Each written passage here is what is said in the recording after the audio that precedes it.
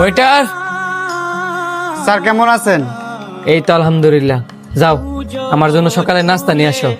Okay sir. এই যে sir আপনার নাস্তা।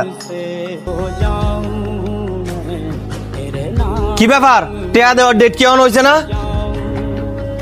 আর একটা সপ্তাহ সময় দেন না, দিয়া দিমু। আর একদিনও সময় দিতাম না, টেয়া এখন দিবি। তুই কয়দিন ধরে ঘুরাইতেছস?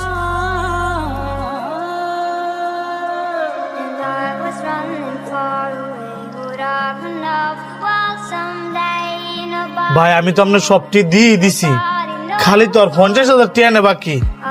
এমন তো না যে আমি আপনার টিয়া দিতাম না। দিছস তো ভাঙ্গা ভাঙ্গা। এক মুঠের টেয়া তুই কি বুঝবে? কালকের ভিতরে টেয়া দিবে কয়ে গেলাম।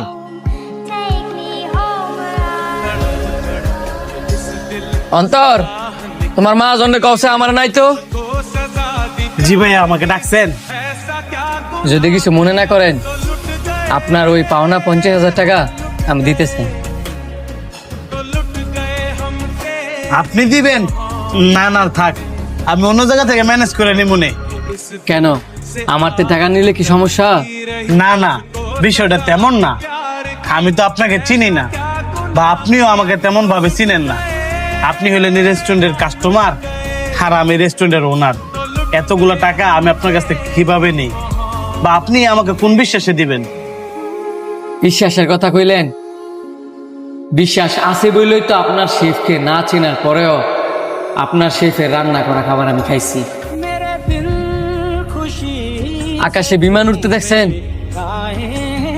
বিমানের পাইলটকে মানুষ বিশ্বাস করে বলেই হাজার হাজার মানুষ বিমানে ওঠে। গাড়ি চালকরে বিশ্বাস করে বলেই মানুষ গাড়িতে ওঠে। নাবিকরে বিশ্বাস করে বলেই কিন্তু মানুষ জাহাজে ওঠে। পৃথিবীতে এখনো বিশ্বাস বাইচে আছে, কিন্তু বিশ্বাসের মর্যাদা মানুষ দিতে পারে না বলেই মানুষ মানুষকে এখন বিশ্বাস করে না। সবাই ভুল বুঝে। আমিও কিন্তু আপনারা বিশ্বাস করতাম না, যদি কিনা আপনি রেস্টুরেন্টের কিছু না হতো। এটা কিন্তু বিশ্বাসের দোষ না, আপনার আমাদের মতো মানুষেরই দোষ।